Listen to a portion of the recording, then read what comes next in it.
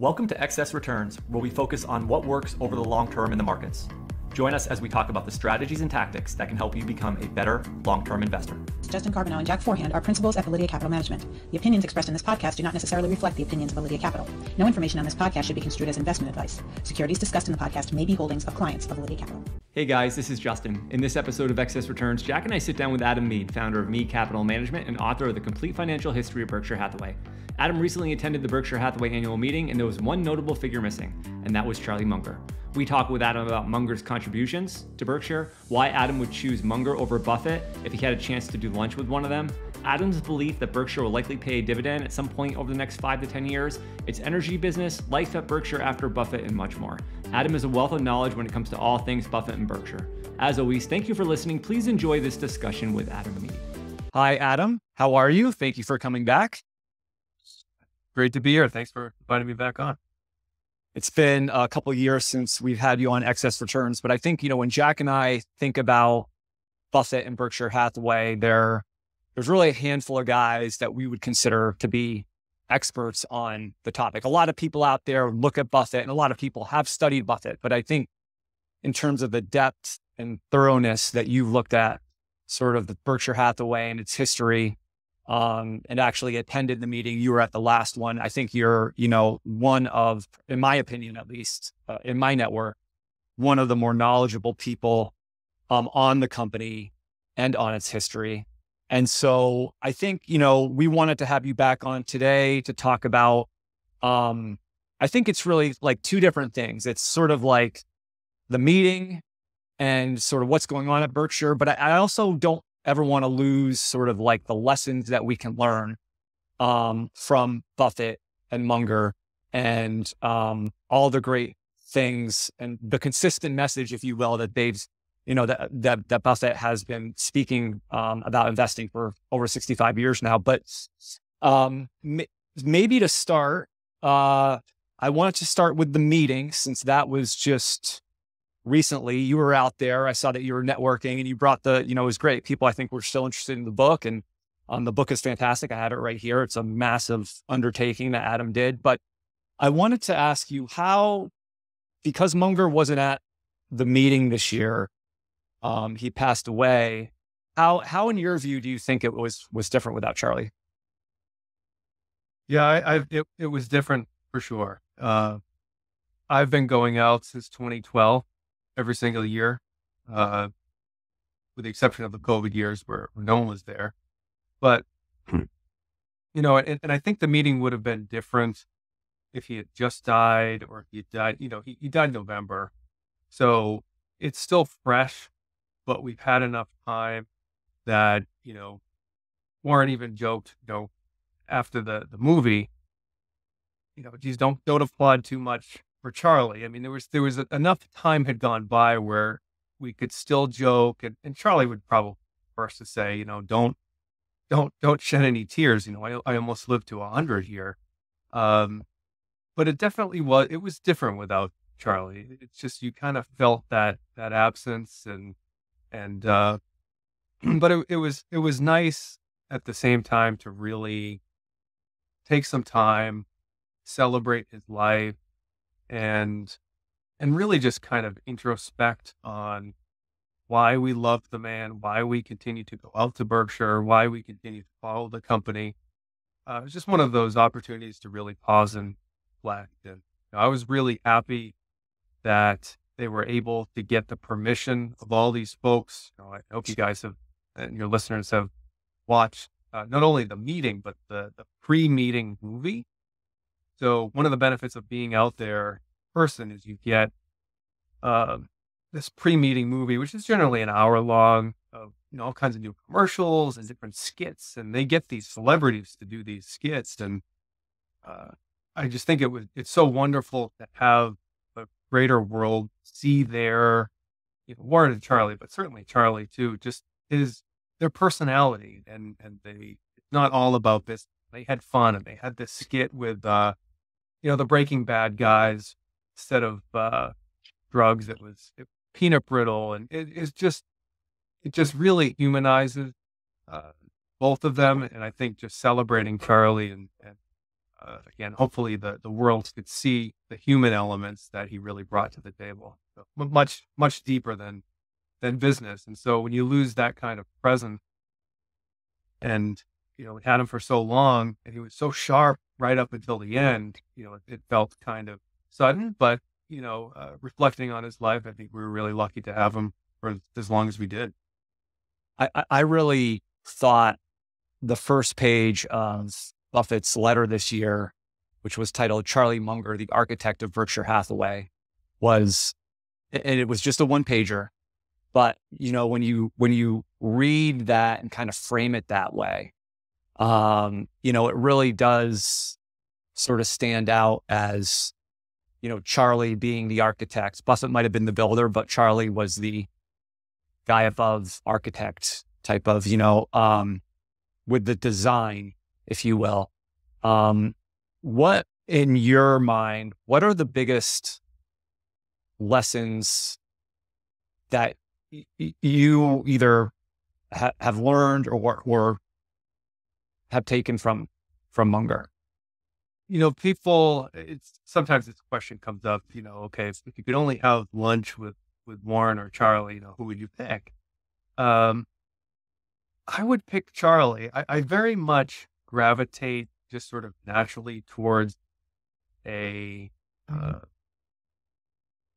worldly view, just interested in so many different subjects. And for me, Charlie's worldly wisdom, this multidisciplinary approach of looking at things really resonated with me. Certainly everything Buffett is about. I mean, he's my hero too.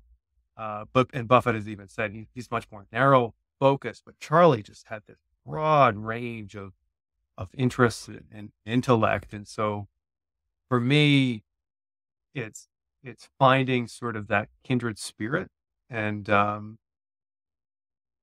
just the depth that goes along with that, and you could always, you listen to or read, some of the talks he gave at Wesco when that was going on, or the Daily Journal meeting. He would always find a way.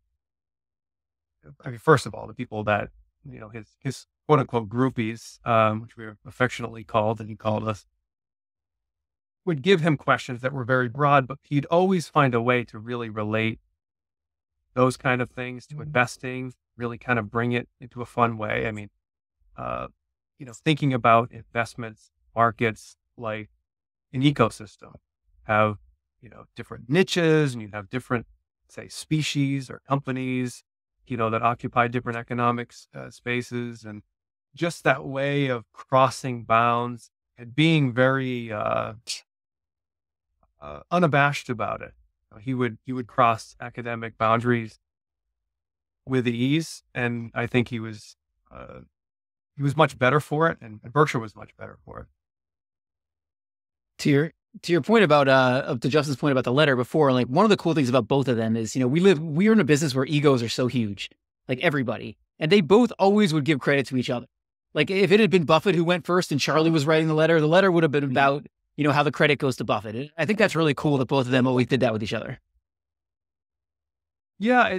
My book was for sale at the Bookworm the last 2 years, and this year it wasn't. And that's because Warren, the only book that was for sale at the meeting was the new edition of Poor Charlie's Almanac. And it really, you have that one pager at the beginning, and just really, I think Warren really wanted to pay tribute to his partner, and I think it was deserved. Those two guys are just so, intellectually, they're just powerhouse. And to see them defer to one another, it really just shows you how much respect they had for the other, and it sort of highlights just how good the other person was. So, without a doubt, Berkshire Hathaway would be completely different if 10 years ago or 20 years ago, either of them had left first. So it's just, his influence was certainly deserved. I think, Warren will get his credit, and Charlie, I think, will age well over time. I mean, I think those of us who are more close to Berkshire and to the investing world really appreciate him, but I really think Charlie's influence will grow over time. Warren has his fate sealed in the pantheon of investing greats, but Charlie's a little bit more nuanced, and I hope and I believe that his influence will be recognized more over time. Do you think that there's anything, this might be a little bit of a seem like weird question, but I mean, is there any area within Berkshire that would be impacted by this, or is the company, does it have enough leadership and have enough decentralized decision-making that it's sort of, we might not see it. Of course, Buffett might not have that sounding board that he had, or that deeply thoughtful guy, but he kind of does have that. So I'm just wondering, do you think there's anything that might be impacted by it and not being there? Yeah, I think his presence, his influence was a positive and would have been positive for as long as he lived. But again, I think he would be the first to say, and Warren would be the first to say, if the success of Berkshire Hathaway relied on, one man living to 93 or 94 and the other man living to 100, they've done something wrong. So go back 10 years, either of them could have died. Certainly Berkshire would not be to where it was exactly today, but they've had this transition plan in place for a long time. So their last job, really, and I think that job is done. We're in extra innings now with Warren. I think he said that. But they've set the Berkshire culture up, and put these momentums in place that continue after they're gone. And so I think their last job really to make sure that Berkshire could continue, because if it was even a significant degree dependent on either of them being around, I think it would be a much weaker organization. And so I think once, certainly Charlie, I think you're right, Jack. It would be different if Warren left first. Charlie being sort of the number two man, I think it's less direct. But I think when the day comes that Warren is no longer there, it will really become apparent depth of management, the depth of expertise that exists at Berkshire. And it's not just at the management level; it's also at the board level too. I mean, there's some phenomenal board members at Berkshire too. So the momentums that the company has in place today will absolutely continue forward, however long Warren is at the helm. Yeah, we've had Chris Davis on the podcast, and he's like one of the most thoughtful people you can come up with, and I'm sure the rest of the board is very similar to that. Well, and what's interesting with Chris is that he pitched Munger on buying that family business, and Munger turned him down, but yet they developed like this long-term friendship, and Munger became like almost this like mentor to Davis, which is really cool.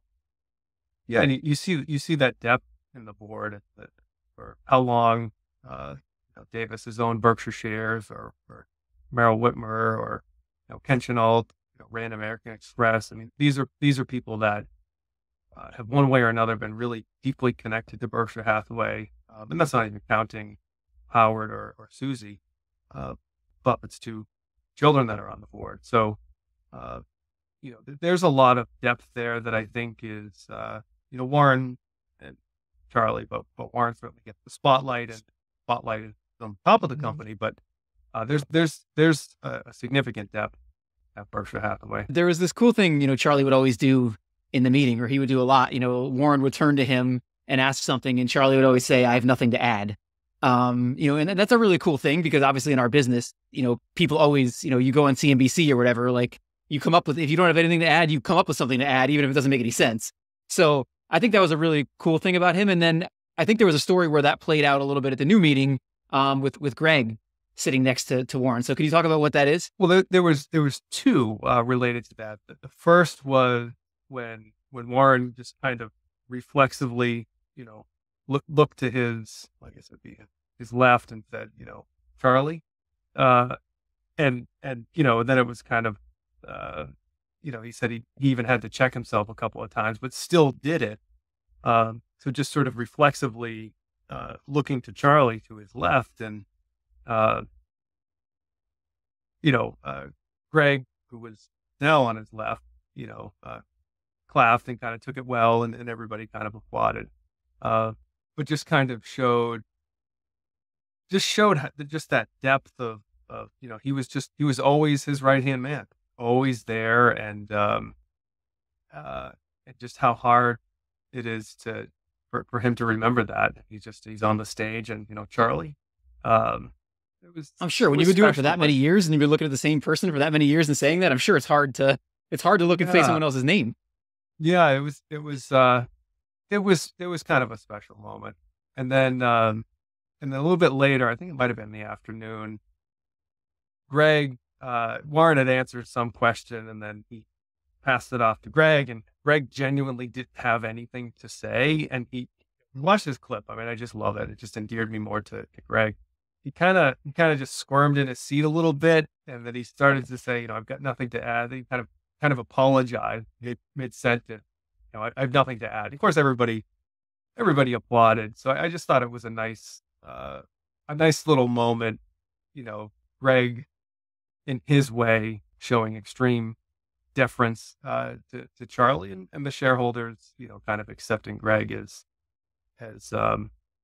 really that new right-hand man. Because I think Warren has really come to rely on Greg much more, and certainly much more publicly. I mean, they went to Japan together, and I think with Charlie gone, that relationship will be highlighted to a greater extent, and to the extent that Warren, really places 100% of his faith, trust in Greg is apparent, because there was a number of times where, whether it was the home services settlement or the pilot settlement, that whole kind of debacle, he just handed it off to Greg, and Greg has met the challenge. So I think that trust that Warren places in him is certainly well-deserved and well-founded.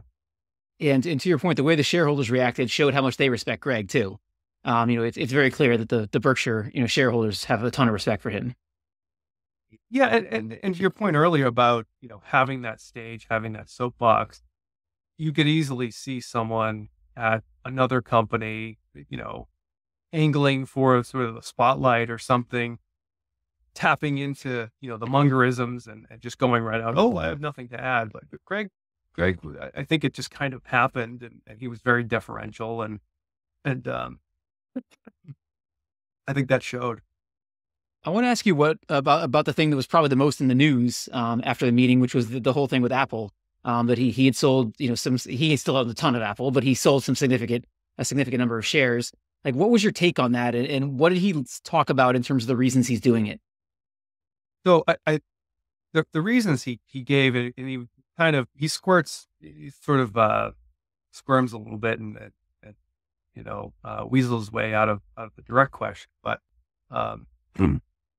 he said that, we won't be, it won't be a bad thing if, we've sold a little bit, basically if taxes go up. But, if you kind of read between the lines, I think it was primarily a valuation thing. Apple's trading at, almost 30 times earnings, and, that I think gets to be a little bit uncomfortable. And Warren has even said, a generation ago, when Coca-Cola was valued at some crazy multiple, that he made a mistake not selling Coke at the time. That would have been around, 2000, around there. So, that's probably in his mind, but probably just valuation. And then I think, that coupled with sort of these, again, we kind of read between the lines. We wouldn't directly say it, but markets are expensive. I think he even said, it'd be nice to have a little bit more cash around. He talked about 2008, 2009, and having the willingness to do something, and maybe they could have done something bigger. So I don't want to read too much into it to say that, hey, he's building up this war chest because, excuse me, another big crash is coming. I think it's just a matter of a couple of these little factors really coming together. Overvaluation, really not much happening for general market, things looking expensive, geopolitical tensions that are high and rising. And I think you mentioned at one point, how the markets are even more interconnected these days, and that could lead to potential for more disruption. So I'd say, kind of characterize it 50% valuation, 50% sort of preparing for the future. But Yeah. I have no particular insight into that. Adam, do you know if he's ever held such a large individual stock position as a percentage of Berkshire's overall portfolio?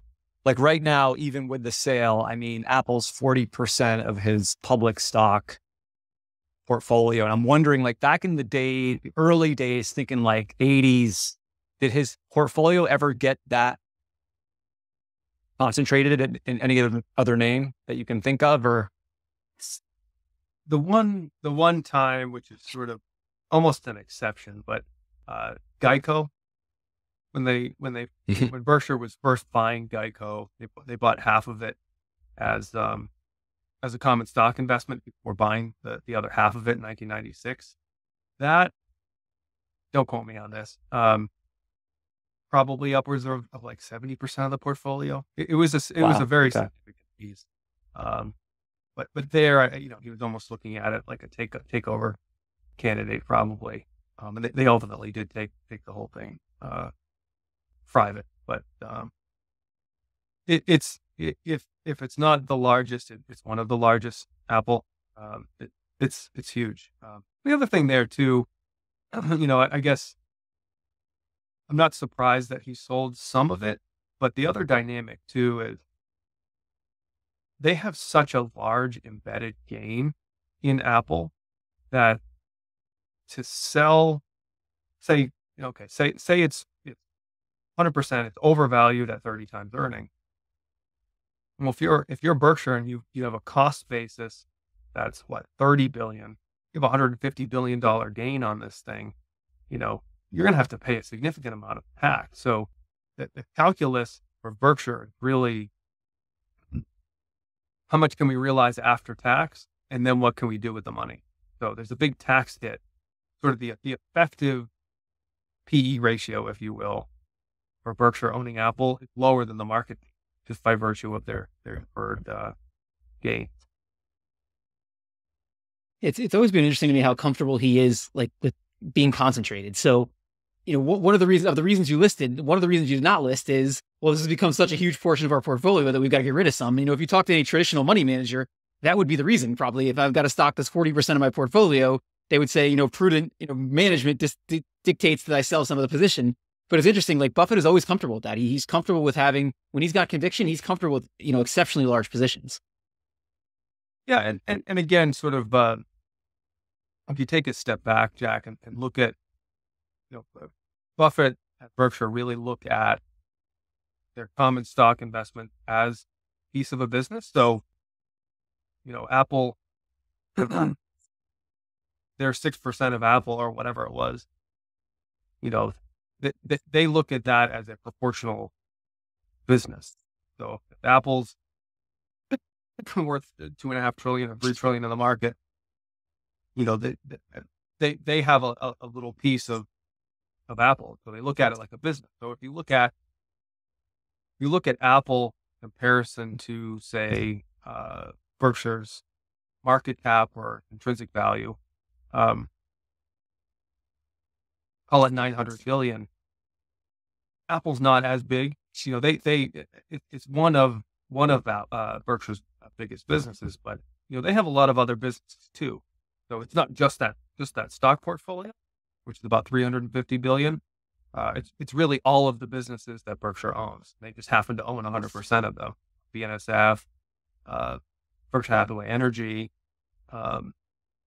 So I think in the proper context, it's not as large, but it is a very large position. That's without question. You had mentioned taxes, which just got me thinking, if you don't mind just commenting on why Buffett says you should look at operating earnings and not GAAP reported earnings, and the importance of that sort of seeing through with the GAAP earnings, including the, I guess, unrealized gains and losses, right? Yeah, it's one of these things where I guess from the outside, you hear Buffett say, okay, don't look at adjusted earnings and all of that, but yet, okay, we're telling you to look at something different. So Berkshire's, and actually I had a conversation with a friend about this. Berkshire's definition of operating earnings are after tax, after interest. So when I think we're used to hearing operating earnings as EBIT, earnings before taxes. Berkshire's definition is after tax, after interest. So just to kind of be clear on that. But they exclude any changes in the investment portfolio. So I think it was 17, 18 that the rule changed, where you had to flow unrealized and realized gains in the investment portfolio through the income statement. And so it's just caused a huge swing in the bottom line. And it really has caused the net income, the GAAP reported earnings, to be meaningless, because you can cherry pick and say, well, geez, in a big stock market up year, earnings look huge. And then in a year where stocks are down, the earnings look terrible, but kind of just ignore that noise. You come to something that's much more stable, much more realistic to the underlying earnings power of the businesses, rather than sort of this noise that the accountants have put into the equation. You mentioned Berkshire Energy, and one of your takeaways, and you have a great blog post on your blog that I'd recommend everybody read about your takeaways from the meeting, but one of your takeaways was they were very, very optimistic about energy. It seemed like Greg Abel was talking about just how much demand is going to go up on the energy side. I think he had talked about, I think you had mentioned like Iowa and Nevada as two places that energy usage is going to go like up exponentially over, by 2030 or something like that. I'm just wondering, can you talk a little bit about what they said about energy, and also how is Berkshire positioned right now with respect to energy? Yeah, so Berkshire Hathaway first got into the energy business in 1999. I think the deal closed in 2000. They bought the Iowa company, Mid-American Energy. It was called Mid-American up until I think 2014 when they changed the name to Berkshire Hathaway Energy. But that has grown from Iowa utility. They bought a company, Bada NV Energy. They purchased AltaLink, which is an entity up in Canada. They own some assets in the UK. They also bought some Dominion Energy assets, this Cove Point terminal in on the East Coast. So it has really grown to be this huge entity, and they've never paid a dividend. That's the thing with most utilities. I kind of joke about this. Most utilities are sort of run as a cash cow. They pay out most of their earnings as dividend. Well, I like to say if Berkshire Hathaway Energy had a motto, it would be "Milk me later," because they've never taken a dividend from the energy business up to Berkshire Hathaway. They've just reinvested it, basically layered on, taken those earnings, borrowed an equal amount of debt. So the energy business is huge. So it's what's really interesting now is I've kind of characterized it as balancing on the edge or a two-edged sword, because Warren talked about in his letter. What we're seeing now is this huge amount of litigation, where had some wildfires out west, and there's lawsuits totaling billions of dollars against, in this case, one of Berkshire's subsidiaries, Pacific Corp, and so it's a big negative, the potential big negative, where I think Warren characterized it as we're okay with some variability in returns, but we don't want to invest money, good money after bad. We can't have that be, a binary, good return or zero. They won't invest if they think it's going to be zero. So the risk in the energy business is that the political establishment, the regulatory establishment, essentially bankrupts or takes uses the utilities to pay for some of these wildfire damage, and really puts a damper on future investment to such a degree that it doesn't make economic sense to invest in those utilities or in those assets. Berkshire's insulated to a slight degree because they have such diversity of assets. So Pacific Corp, which is kind of in the crosshairs at the moment, there's only about 19 or 20% of Berkshire Hathaway Energy's earnings. So it's a significant portion, but it's not a game. It's not like Berkshire Hathaway Energy is going to go bankrupt tomorrow. So you have all these risks on the one hand, but on the other side, there is a truly huge amount of potential upside here and needed investment. So Greg talked about Mid-American, the Iowa utility, doubling its potential demands in the 2030s. NB Energy, which is Nevada, and talked about that tripling. I mean, that for an industry that has really remained quite flat for a very long time, to have that kind of increase in demand is really just unprecedented. So the opportunity there and really the societal need to have these energy investments happen is there. And so where I kind of fall is I think it will happen in a way that's ultimately constructive. So there's a bill in Utah, Bill 224. It's basically, I think Greg kind of touched on it, being the gold standard, where essentially they're going to kind of do or look to do what they did in the insurance industry. If there's a loss of $100 billion in the insurance industry, effectively the government steps in and says, we're going to backstop that. But what this bill in Utah will do, if adopted elsewhere, will help essentially shield the utilities from major unwarranted lawsuits that prevent this investment. It will allow cost recovery of prevention, some other assets that they need to invest. And it will set up a fund that states and municipalities tap into if there is a wildfire. So it's really just looking at the system and saying, how can we structure this in such a way that it encourages needed investment, much needed investment, while protecting those who need protecting and making sure that the system is safe, really. But the demand is huge, and Berkshire, there's a great presentation Berkshire Hathaway Energy puts out generally every year, but you can see that they have $42 billion worth of backlog just in the next 3 years to invest. It's just a truly huge amount. That's just one company. So the coming demand for these assets is truly huge, and I think the industry is just kind of waking up to the reality. You heard Elon Musk talk about this, needing 2 or 3 times the amount of capacity. And people kind of laughed him off, but it's really coming. And I think, and it's driven by AI, it's driven by EVs and sort of this decarbonization. So a lot of things are hitting at once. And I think that ultimately, I think the opportunity there and the need for this will end up being a net positive, but you can't rule out that there's risk involved as well.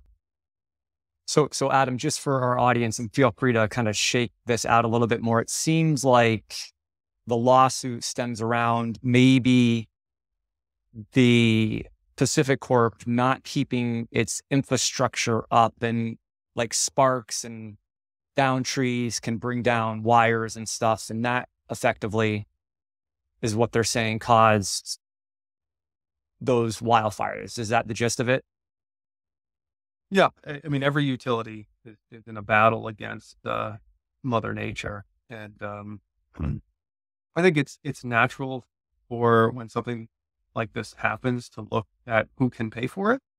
But Berkshire Hathaway, and this is Greg Abel who gets credit for it. Berkshire Hathaway Energy really has a tremendous reputation in the market. Charlie talked about it a couple of years ago, I think at the Daily Journal meeting, saying Greg runs the utility business like he were a regulator, and that's quite unusual. And when Pacific PG&E in California failed, they wanted Berkshire to come in and buy it because of Berkshire's reputation. So, without a doubt, something probably could have done better, but Berkshire Hathaway has a well-deserved reputation in the energy business. And Greg even talked about this shift that they're going to have to do from always on to flip the switch basically if there's an issue. So actually, this 2 days ago, FERC, the Federal Energy Regulatory Commission, just unleashed unveiled sort of this new plan for transmission going forward, and sort of this new set of rules and plans. And going forward, the utilities are going to have to certainly invest more in prevention, but there's all kinds of other things that are available in terms of different technologies, different sensors that they can put on the line, shut things off quicker, or I think as a society, we're going to learn a lot from this, but the demand, and the thing with power, and I did an analysis of the utility industry a couple of months ago. It's really fascinating because, just the power that is coming into our monitors and our speakers that we're having this conversation today was generated, a fraction of a second ago. It can't be stored. So it has to happen immediately. And the utilities have to balance this demand on a second by second basis. I mean, it's really quite remarkable that the whole system actually works. And there's this great book, I'm kind of going off on a tangent here, but it's called The Grid. If you want to read a little bit more, I think about 5 years old, but our electrical grid is ancient and outdated. And there's a real need for investment upgrade in the utility space. And Berkshire Hathaway is, I think, uniquely positioned to contribute and to benefit from it. They have the capital to do it. They have the expertise, and they have the reputation. Deservedly so. Wouldn't it be funny if utilities turned into like the new growth stocks rather than paying a dividend? To your point, they all take a clue from Berkshire Energy and just start retaining their earnings and figuring out how to get growth going. A lot of these, and again, I studied the industry a little bit. A lot of them issue shares and pay dividends, so it's kind of this weird cash flow thing going on. But the upside, kind of complicating all of this, unregulated assets versus regulated assets, and there's it has sort of a natural cap. Certainly, when you're in regulated markets, you're going to have a regulated return. Probably capped at 9, 10, 11%.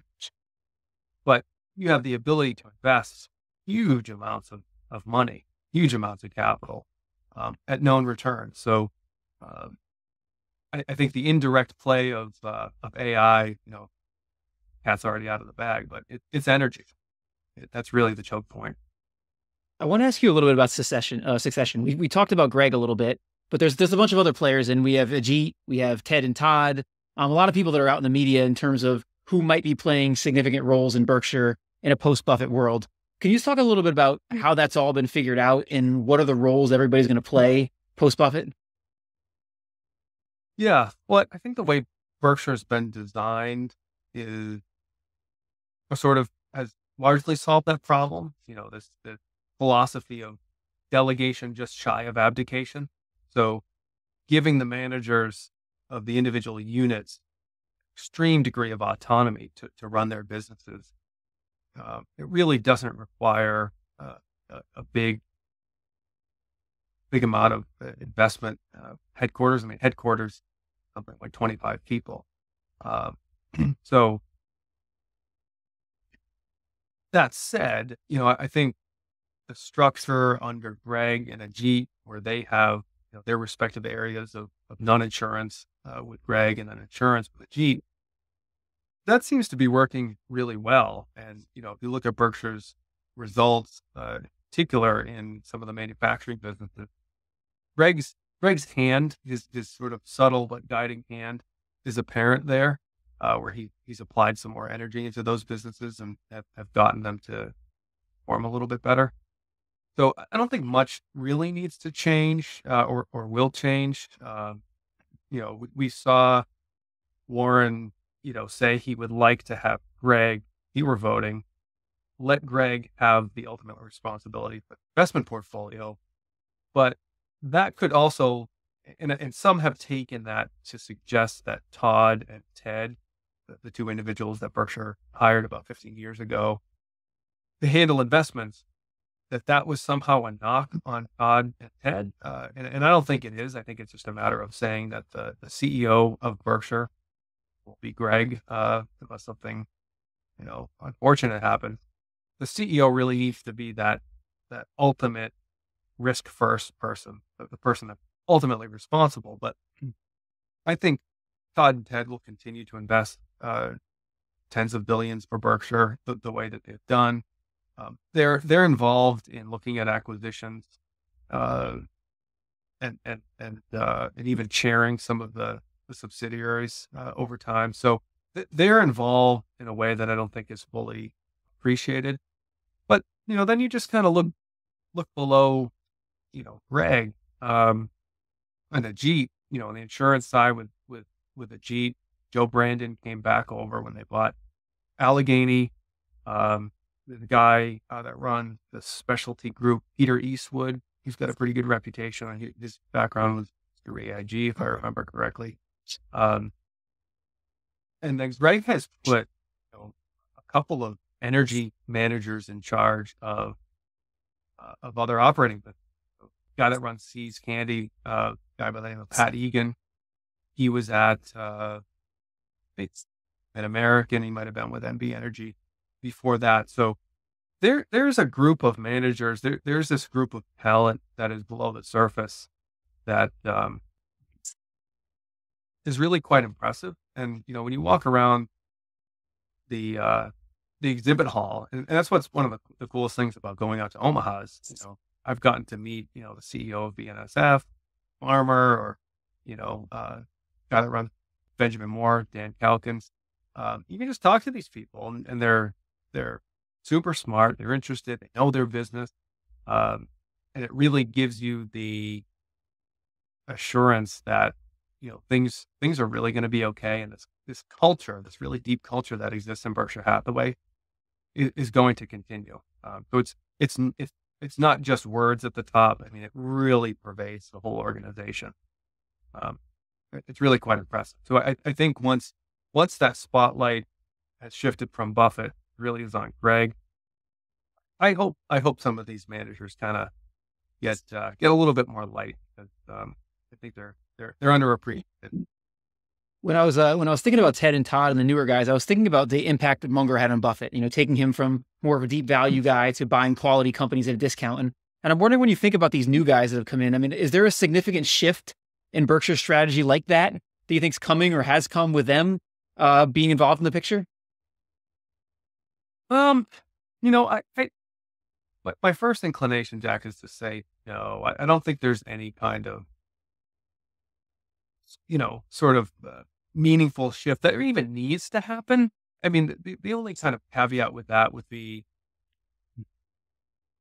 Warren has said that Greg, and Charlie said it before, that Greg has certain ability, better at certain things than Warren is. So to the extent that Greg kind of puts his mark on things, it might be a little bit more energy, a little bit more attention to some of these businesses, where Warren is kind of fine just, buying them, putting them on the shelf and letting them operate. But I don't think anything really big will happen post Buffett. I don't think anything really needs to happen. I think this architecture, that Charlie put in place, that Warren gives Charlie credit for being the architect of Berkshire Hathaway, I mean, they've really figured out how to run the place really well. That being said, I do think that the managers given this autonomy at the local level really is the secret sauce, because things don't have to be made. These decisions don't have to be made at headquarters. I mean, I was talking to the new CEO of Pampered Chef, Davina. I won't say her last name because I'll probably butcher it, but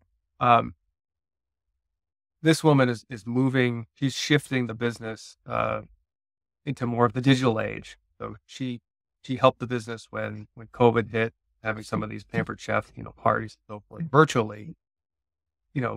These managers are on the ground, and that's the beauty of the Berkshire system. That's the beauty of having this autonomy, is that they can adapt quickly. They can make changes. So I think the changes that need to happen at the local level will happen, but I don't see any kind of big strategic shifts in any kind of philosophy. And Greg even, I think he took pains to highlight that nothing really big will change, that they're still going to look, whether they're buying 1% or 100% of a business, they're going to look at it like a business. And if they have any excess cash, they're going to keep it in the safest asset, which is treasury. So the fundamentals and those pillars of Berkshire Hathaway, I think, will remain standing and sound for a very long time, if not forever. But the sort of day-to-day, year-to-year stuff, will be handled as it needs to be handled. Let's talk about, just as we kind of get towards the end here, obviously the cash position at Berkshire is huge. It continues to grow.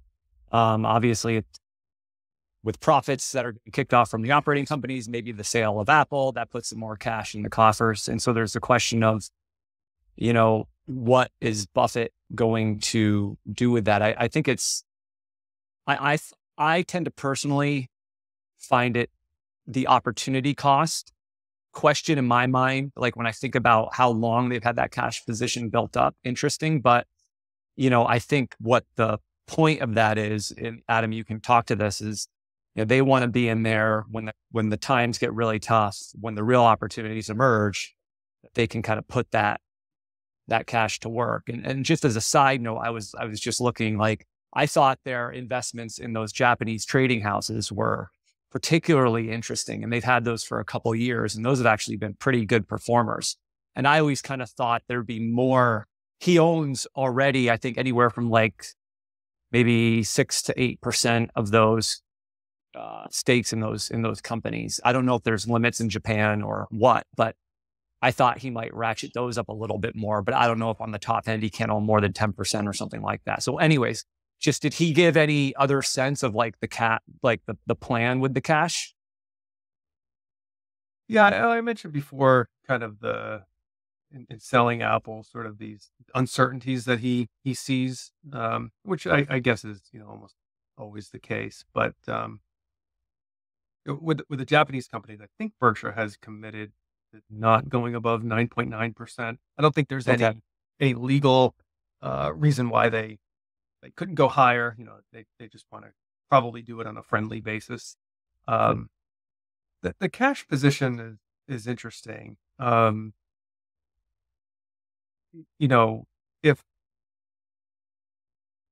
start.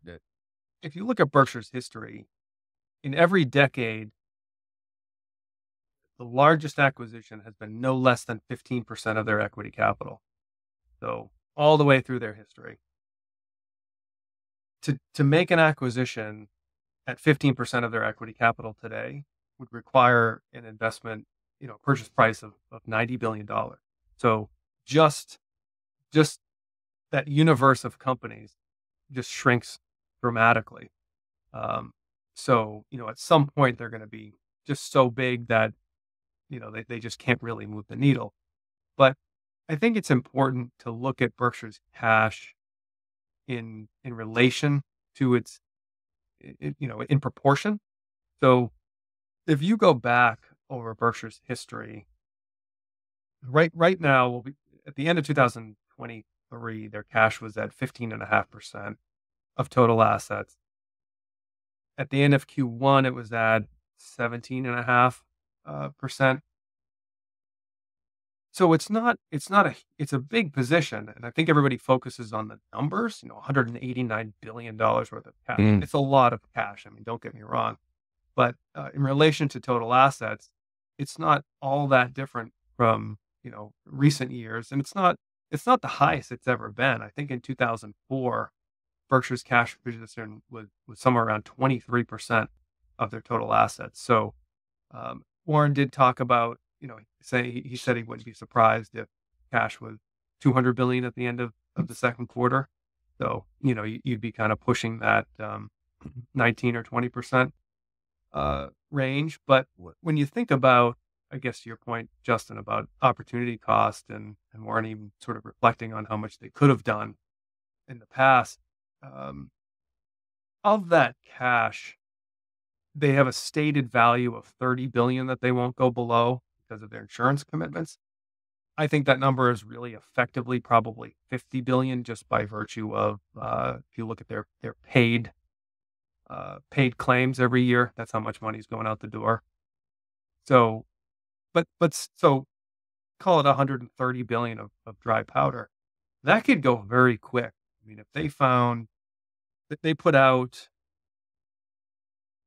what was it, $14-15 billion, something like that, in a matter of 2 weeks in 2008. So if we saw a situation where, Fed or someone else didn't really step in a big way, they could make some of these commitments to lend to businesses. They could make some significant direct investments. They could buy whole companies, and they could invest a ton in the stock market in pretty short order, and they could repurchase their shares. So I think that cash, to me, I guess I'll just sort of end this by saying I don't think it's not as huge as the raw numbers would lead you to believe, and I'm comfortable where it is. As an owner of Berkshire Hathaway, I think the opportunities will ultimately materialize. Yeah, and he kind of emphasized sort of a lot of that in the annual letter too, kind of talking about, they're going to be there when no one else is there. And there will be another time in the future, whether or not Buffett is with us, we don't know, but when there's calamity in the markets and the markets are turning to Berkshire because they're kind of the lender of last resort, potentially.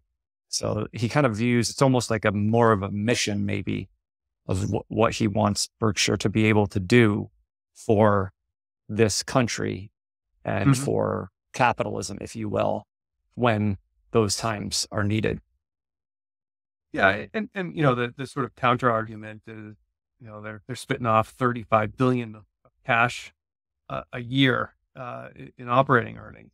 So, that will be, that cash hoard will be replenished pretty quickly. So, at some point, they will need a relief valve. We've been kind of lucky in that they've been able to repurchase shares and retire, a pretty good amount of shares over the last five or so years. If that's not available, and I think probably within 5 years, but more certainly within 10 years, they'll have to start, at least some sort of regular dividend to kind of bleed off that cash because, like I said, the universe of companies that they could buy to really move the needle really just shrinks dramatically once the sums get so big. Jack, there's our YouTube cover. That right there, Berkshire Hathaway getting ready to pay a dividend. But we'll just kidding, Adam. That's no, use it. No, we're all about the click-through rate over here, Adam. And then it'll be like the fiber. It'll happen eventually. I mean, it really will happen eventually, and that's what happens when you retain all of your earnings for 65 years. Right.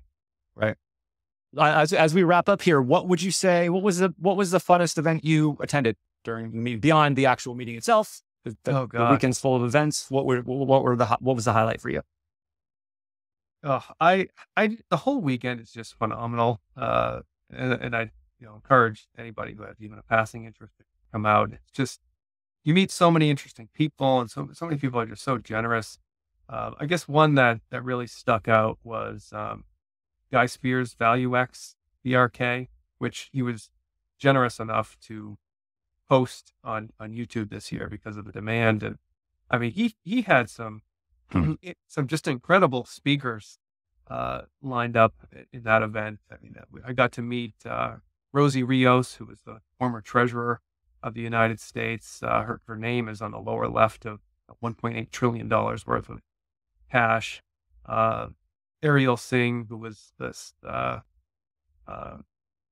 prodigy of table tennis. Robert Hagstrom gave a talk. I mean, just some phenomenal speakers.